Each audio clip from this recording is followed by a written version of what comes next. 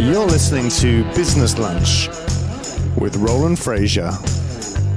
This is your seat at the table.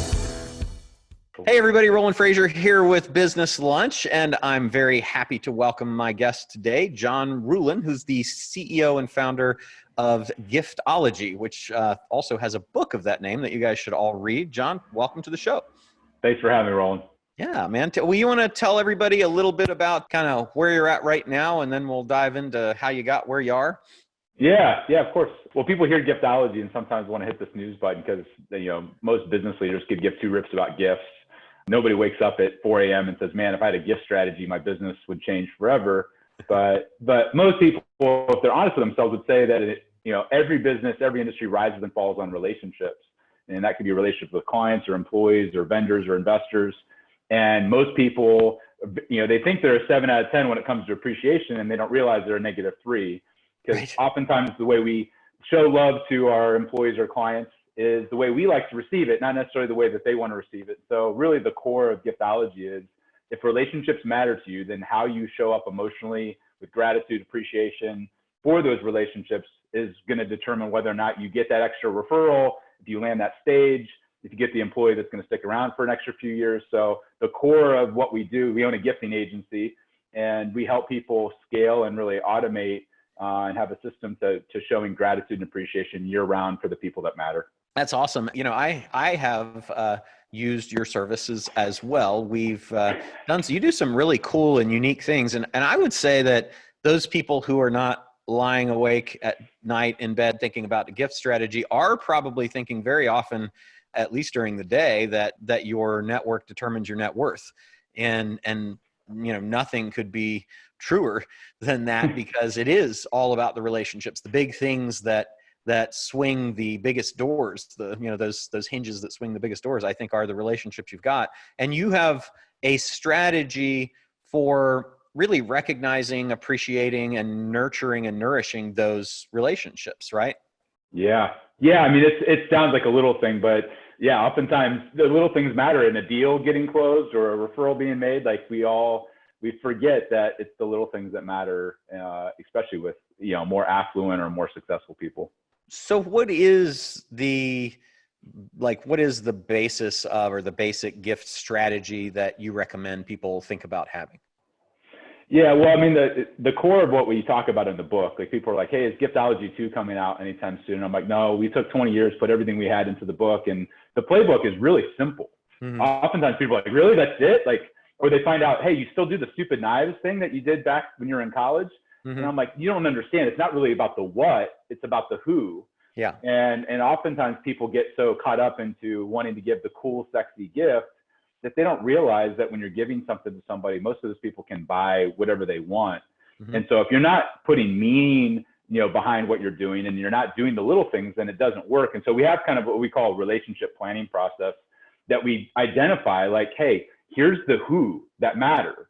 Here's oftentimes people are like, oh, my list is, 500,000 people. And I'm like, there's probably on that list 50 people that really matter. Mm-hmm. Or if you have a company, it's your, 100 employees or whatever else. And so identifying who those relationships are, and then understanding that it's a weird thing, but most people have been conditioned that if they do an event, they do it at this beautiful resort in Utah or California or Hawaii. If they have an office space, it's beautiful. They'll do things at a Ritz-Carlton level in almost every other part of their business. And yet when it comes to gifting and appreciating their most valuable people, they do it at a Motel 6 level. And They wonder why there's this huge gap of congruency of people don't say thank you, or it doesn't move the needle. And it's like, you really think your box of peanut brittle to your $50,000 customers is going to move the needle? People haven't put any real strategy into it. So they check the box once a year at Christmas and send crappy stuff out to all their relationships. And they're like, oh, I guess gifting doesn't really work. And they'll come back to me and tell me that. They're like, John, we do Giftology, it doesn't work. These big CEOs. And I'm like, tell me about it. And they're like, well, we did this. And I'm like, you didn't follow the recipe. And they're like, what do you mean? I'm like, unless you're, it's like baking bread, unless you're willing to follow the recipe, if you leave out yeast, guess what you don't get? You don't get bread. Mm-hmm. And when you're looking to deepen relationships, one of the most important things is to personalize the gift. And people are like, well, I personalized the gift. I'm like, no, you didn't. You took this Bose set of headphones and you slammed your logo on it and gave it out to 500 people. That's not a personalized gift. You know, and they thought they were doing something great by dropping $200, $300, $400, $500 on a gift. And they actually defaced the item by making it about themselves. Like, I'm like, would you ever go to a wedding and, you know, your best friend's getting married, you're gonna do this beautiful Tiffany's vase that costs like $1,000. Would you ever put like compliments of digital marketer on that? Like, there's not a chance in hell. Like, nobody would ever do that in their personal life, but we think we can do things in our business life under branding and marketing, and it's not. Like, the human beings are human beings. And oftentimes we don't realize, like, when you try to do that to somebody, you're actually trying to manipulate them into becoming a billboard for you, and you actually could spend money to damage the relationship. I'm like, the personalization of things and making it about them, not about you. And the one simple way to do that, like, you know, you're obviously aware that we do a lot of the knife stuff, and people are like, why the knives? And I'm like, well, you know, the knives meet a lot of our requirements, but one of the most important things that we do is we personalize every single set that goes out. So I can send the same 10,000, you know, or knife set to 10,000 people, but the one thing that we always do every single time is personalize it with their family name. So it's a legacy play. The second part of this, the thing that we talk about, and you're really aware of this, is to gift you or to gift me. Like, we have to do you'd have to do something crazy to a lot of your more affluent relationships, the decision maker, the executive. And most people forget that human beings have an inner circle. They have an assistant, they have a team, they have a spouse, they have kids, they have pets. And so when we're walking people through a plan, I'm like, 80% of your budget should go at targeting the inner circle, because that way you could invest $1,000 and get like $100,000 in value, because most people, they completely neglect the spouse, the wife, the husband, the kids, the assistant. And I treat and help our clients treat those people like gold, because that person becomes the internal advocate. So a lot of our processes are really simple, but people fight back and be like, I don't want to gift something with somebody's wife's name on it. And I'm like, well, then you're not a good fit for us, because if you want to get 100x ROI on that gift over time, then you have to be willing to do things differently than you've ever done before. And most guys in particular, they suck at appreciating their wife, let alone like their best clients. Like, people reach out to us and be like, John, can you help me with my 50-year anniversary gift? And I'm like, you're screwed, dude. Like, you should have been thinking about this over the last 50 years. Like, and so the core of what we're doing is walking people step by step through this process to determine who they're gifting to, including the inner circle. And oftentimes people come back and like, that's it? And I'm like, yeah, but if you do all of the little steps of the process consistently for years, and don't play most people's long game is 7 days. Our biggest clients, like the Cubs and D.R. Horton, the biggest builder in the world, have come after gifting people for 7 years. Right. And so that's, you know, that's it. That's the core. So would you say it is only a long game, or is there a short and long game to the gifting strategy? Oh, I think I tell people to focus on the long-term results, because most relationships, you know, aren't born overnight. Mm-hmm. But I do think that there's a lot of people out there that say they're world-class, first-class, best-in-class. They're getting articles written about them, all this flashy stuff. Mm-hmm. And a lot of it's digital and a lot of it's mouth talk. And what I will say is that, you know, when you can show up for people, especially in the valley, like right now, like people are pulling back and afraid and whatever else, but you can show up powerfully for people even once and show that you were listening, show that you're thoughtful, show that you have an attention to detail. Like, all of those things communicate something. When you put your money where your mouth is, like, people say what their priorities are. I'm like, look at your calendar, look at your checkbook, and I'll tell you and tell me what my priorities are. And so everybody says, oh, we value our relationships. Oh, we're all about culture. Most of it's just lip service. Like, when you show up and you actually send a gift of value that's thoughtful, that's meaningful to somebody, even one time. I've had times where, you know, people reach back out to clients a decade later and say, hey, every time I use this thing, or every time we see it, we think of you in the relationship. And my spouse, who's never met you before, still talks about you regularly. You're one of the most top of mind people in our entire home, based upon what you did a decade ago. So even though it didn't have your logo and phone number on it.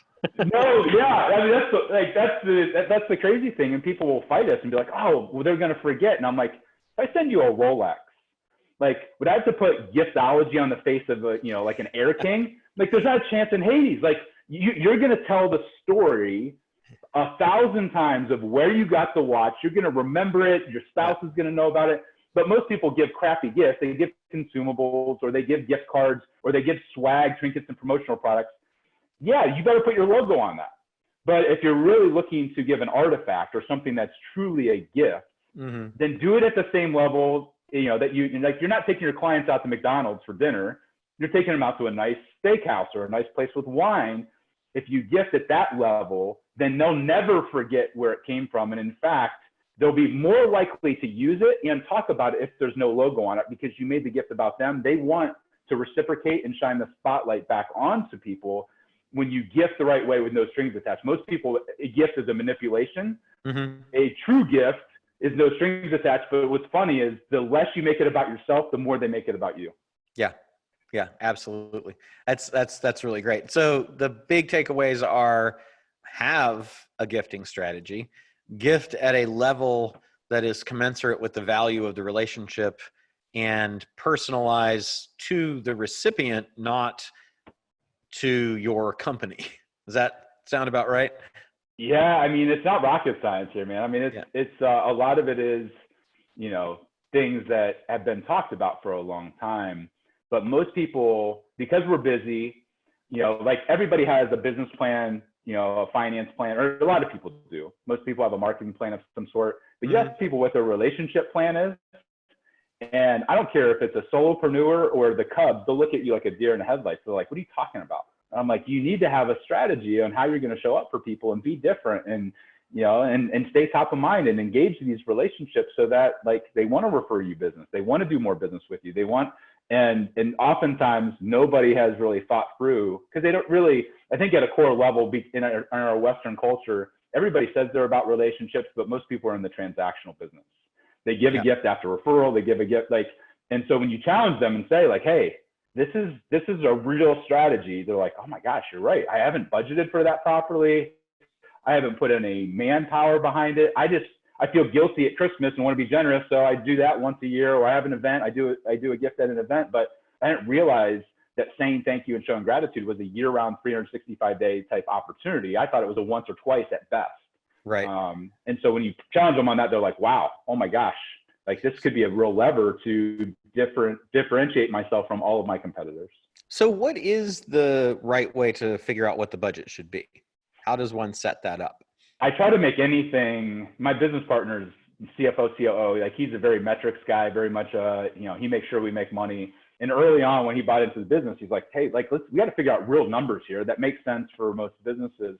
And typically it's a reinvestment of profits back into the relationships. And there's 3 reasons to do that. And it's basically the people are buying their own gift. Like most people want to go, it's sexy to go after new blood and go after your dream 100 prospects. And, I love Chet Holmes' book, Ultimate Sales Machine, but most people completely neglect the relationships in the warm market that they already have. And so a lot of it is a reinvestment strategy of saying, hey, 5 to 15% of your net, I don't care what your gross is, what your net profit is, should be reinvested back into people to keep them as a client. We all know it's easiest to keep a client, but nobody really has a plan on how to do that, to grow them and cross-sell. And the third, the secret sauce, is to inspire them to go be a sales rep on your behalf. And so people are like, man, 10% of net, like that's a lot. Now I'm like, if you had an ATM machine where you put $1 in and got $10 back out every single time, how many dollars would you want to put in? You'd be like, sure, all the time. And yet people forget that reinvesting back into our warm relationships is one of the most powerful things to do. And so 5% on the low end, 15%. We have some people that do 20%, but and it's on net. It's not on gross. It's not on revenue. It's on real numbers. And the goal is for it to pay for itself over time. If you do this, like, one of my favorite examples was an early guy I wanted to build a relationship with, which is Cameron Harold from Double Double. I've invested probably $20,000 in that relationship with the $7,000 of Brooks Brothers and all these other things. And people are like, 20 grand in one person? Like I did the math the other day, and the return on investment and the return on relationship over the last decade has been 50x. He's referred 7 figures of opportunities and stages. I mean, the reason we're speaking at places for 85 grand is because before I had a book or anything else, Cameron was out. When he got double booked, he was pushing them to me. And the people are like, who the heck is John Ruhlin? We don't like, and Cameron would be like, trust me, just book him. And so I couldn't hire Cameron for $2 million to sell for me, but because I've loved on him, I've inspired him to go be a sales rep on my behalf. Right. And so that's where that's the secret sauce is. People are like, man, that's a lot of freaking money. 10% of my profits. And I'm like, if you made $1 million last year, that's $100,000. You get to keep 900. And now hopefully next year you'll do 1.5.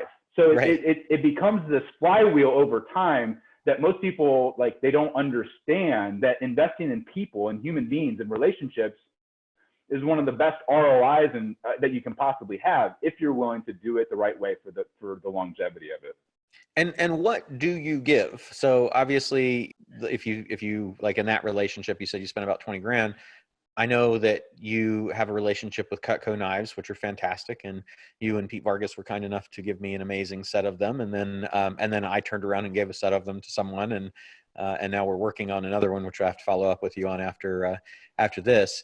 Yeah. So how do you, so that's to me, that's one of the best intros. It's really cool because it's a part of your home. It's in the center of your kitchen. You and your spouse, if you do any cooking at all, and even if you don't, they're just beautiful to have. And then you personalize them with people's quotes and things like that, or you can do that, which is awesome, which you guys did for me and we did for Pedro. So what's next? Like, what's the sequence or the cadence of these gifts for a higher level value customer or client? Yeah.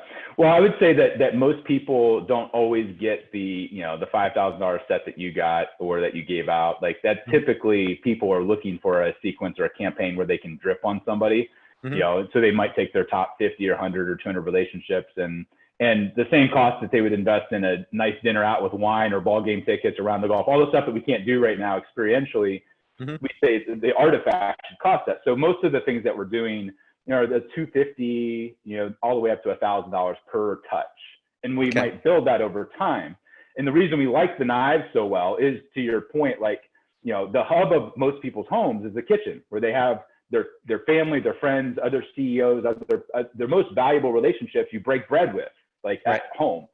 And I want to own the real estate for our clients on that countertop, to where subconsciously, every time they see that knife set, they think about who gave it to them. Yeah. And so, like, that's a big, so Cutco's full, like, Cutco kitchen is like $12,000. And we have people that, for their employees, clients, they'll drip on them over the course of, months or years or even decades.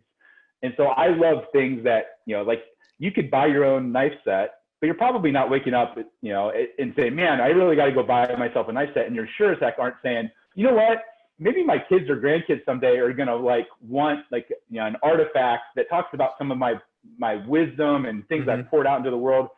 So I love things that are a little bit unique, a little bit weird, that include the family, ideally at home, and ideally things that people use every single day. So, if I'm going to do a wine tool, and people are like, oh, I love to give wine. And you're one of those guys who loves wine and really appreciates wine. But even a beautiful bottle that's $500 or $1,000, like, eventually, hopefully it's going to be gone because you're going to drink it. So we'll take something that people love, and I'll pair that with, like, a $500 or $600 wine tool that has somebody's autograph on it, carved into the titanium, because I want, 5 years from now in their home, once again, for every time they pull that wine key out to open up somebody else's bottle of wine, they're still thinking of our client. They're still thinking of the relationship. So a lot of the things that we're looking for are what I call practical luxuries. It's not the $50,000 Louis Vuitton bag. It's what can I give to somebody that they wouldn't go buy for themselves? And really, the knives or whatever we're sending are just a delivery vehicle for the emotional thought and connection.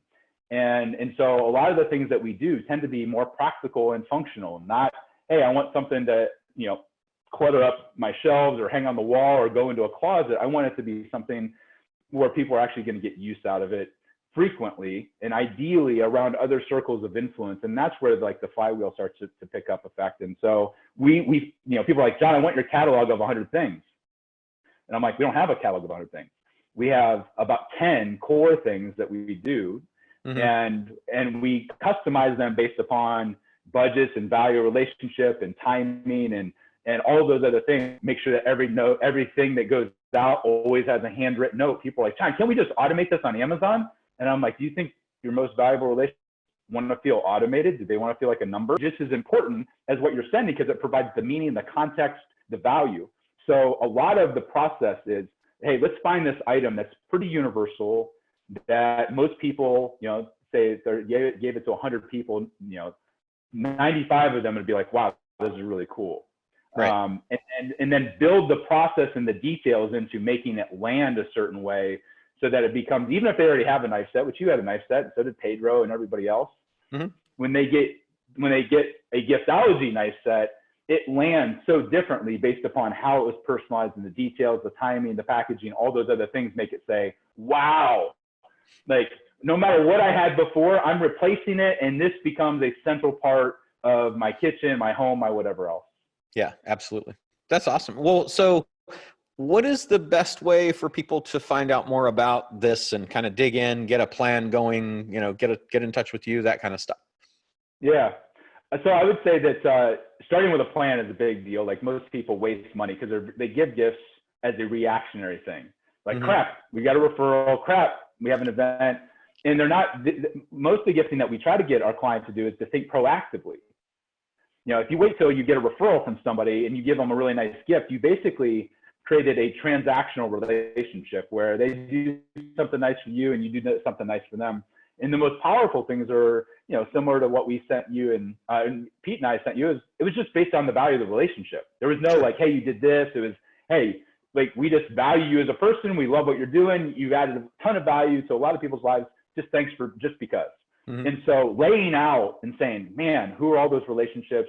Who do I want to inspire to act on my behalf, maybe even 5 years from now? And laying that out, like, it takes time. And oftentimes people, they just need a framework to work from. And so we took 20 years to build what we called like the Giftology system. Your tribe can go download it for free and go do it on their own if they want to. They go to giftologysystem.com. And it talks about who, when, why, what should you budget, all that kind of stuff. They can go do it and go execute the entire plan without us. Now, most people, when they start doing it, they're like, crap, like, there's a lot of moving parts here. I'm not Santa Claus. I'm not UPS. I don't know how to send all these things with handwritten notes, or I want to fast track it and I want help walking through it with my team. Then they can reach out to us, and we charge thousands of dollars to put that plan together. But for somebody that's a do-it-yourself or somebody that's a solopreneur that isn't really sure, that's a great place to at least start and get a basic framework of what to actually understand and what they need to start to do. Cool. Now, do you have any podcasts or other media types of things that people could listen and get more of you if they would like to hear more? I would say that if they go to YouTube, there's hundreds of videos on there of us that either we've created or stages like Google and other places where we've spoken. Okay. But I would say that if you Google John Ruhlin Giftology, you'll get more content and opportunities to listen to us on, whether it's Lewis Howell's podcast or other places, that we've poured into and shared and whatever else. But I don't have a podcast yet. I've always said eventually, when I can figure out how I can have it a little bit unique and different and kind of Giftologyize it, but it's in the works. I'll say that. I like it. And then, of course, everybody should go and get your book, which is available on Amazon and everywhere else, right? The Giftology book. Yeah, Amazon's the best place. Absolutely. Awesome. That's fantastic. Well, thank you for being here today, and really appreciate you taking the time to share your stuff with us. And when we get off, I'm going to talk with you about one of the other gifts that we're working on together. Cool. Sounds great. Thanks for having me. Awesome.